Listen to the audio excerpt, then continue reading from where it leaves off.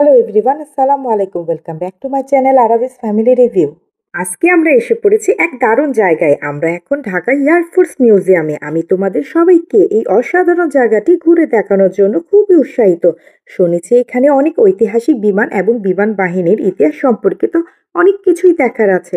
চলো তাহলে আর দেরি না করে ভেতরে যাওয়া যাক। বিমান বাহিনী জাদুঘরটি ঢাকার আগারগাঁওয়ে অবস্থিত। ঢাকার যে কোনো প্রান্ত থেকে চাইলে গণপরিবহনের মাধ্যমে এখানে আসতে পারেন। এখানে গাড়ি পার্কিং এর জন্য সুব্যবস্থা রয়েছে। এই জাদুঘরে সাধারণ দর্শনার্থীদের জন্য প্রবেশ মূল্য জনপ্রতি 50 টাকা করে, সশস্ত্র বাহিনীদের জন্য জনপ্রতি 25 টাকা করে, বিদেশিদের জন্য জনপ্রতি 100 টাকা করে, আর 2 বছরের কম এমন বাচ্চাদের টিকিট লাগবে না। আমরা সাধারণ দর্শনার্থী হিসেবে 50 টাকা দিয়ে টিকিট কেটে ভিতরে প্রবেশ করলাম।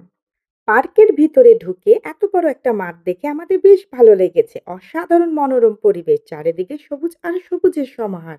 আরবি আয়ন তো এখানে এসে অনেক এক্সাইটেড। এখানে আসার পথে দেখলাম অনেক সুন্দর সুন্দর এয়ারক্রাফট সাজানো আছে। এগুলো কাছ থেকে দেখতে সত্যি অসাধারণ লাগছে। ভাবতেই অবাক লাগে এই যন্ত্রগুলো আমাদের দেশের সুরক্ষার কত গুরুত্বপূর্ণ ভূমিকা রেখেছে।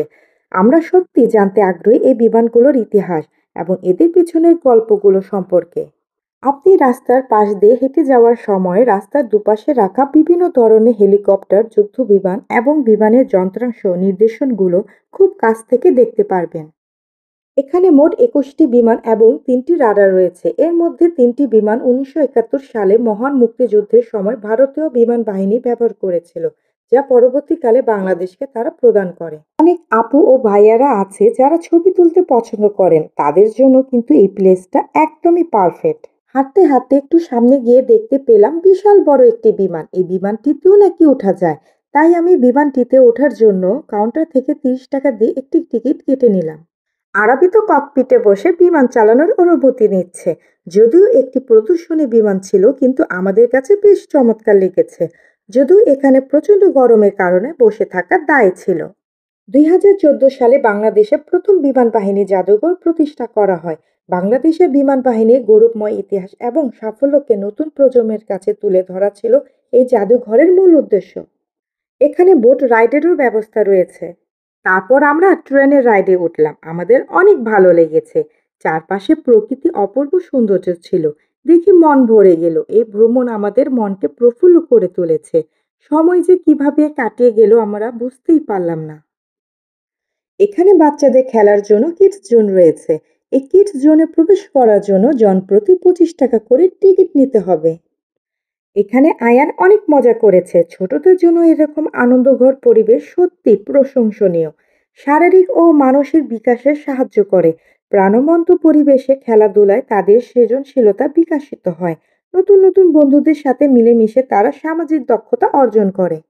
পরিবার নিয়ে ঘোরার জন্য এই জায়গাটি আমাদের কাছে মনে হয়েছে খুবই উপযুক্ত একটি জায়গা। যেহেতু এটি বাংলাদেশে বিমান বাহিনী কর্তৃক নিয়ন্ত্রিত হয়, তাই এটি একেবারেই নিরাপদ জায়গা।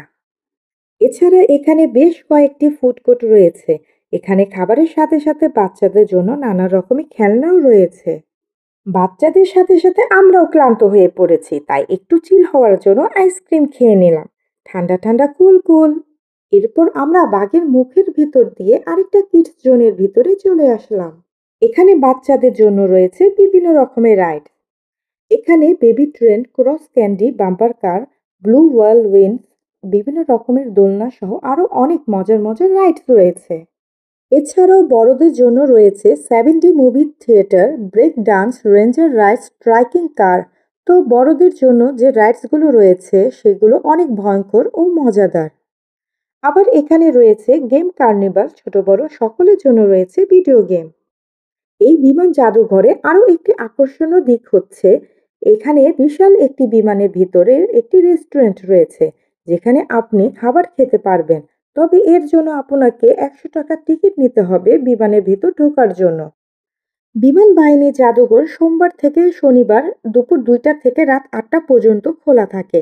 আর শুক্রবার ও শনিবার সকাল ১০টা থেকে রাত ৮টা পর্যন্ত এই জাদুঘরটি খোলা থাকে। বিশেষ দিন ব্যতীত রবিবার এই জাদুঘর বন্ধ থাকে। এখানে এয়ারফোর্স বেস ক্যাম্পেরও ব্যবস্থা রয়েছে। ভিতরে প্রবেশের পর শুরুতেই দেখা মিলল নানা রকমের অন গ্রাউন্ড অ্যাক্টিভিটিস দিয়ে সাজানো একটি মাঠ। সবগুলো অ্যাক্টিভিটি খুব চ্যালেঞ্জিং এবং ইন্টারেস্টিং।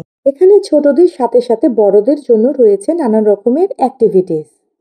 আরবি আয়ান তো এখানে এসে অনেক হ্যাপি। এখানে উঁচু ক্লাইম্বিং ওয়াল ও জিপ লাইনেরও ব্যবস্থা রয়েছে। এইসব অ্যাক্টিভিটিস করতে করতে টায়ার্ড হয়ে গেলে আছে বসার ব্যবস্থা।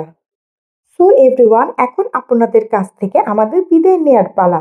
And do like to my Facebook page, subscribe to my YouTube channel, follow me on Instagram, and stay with Arbi's family review. Bye by.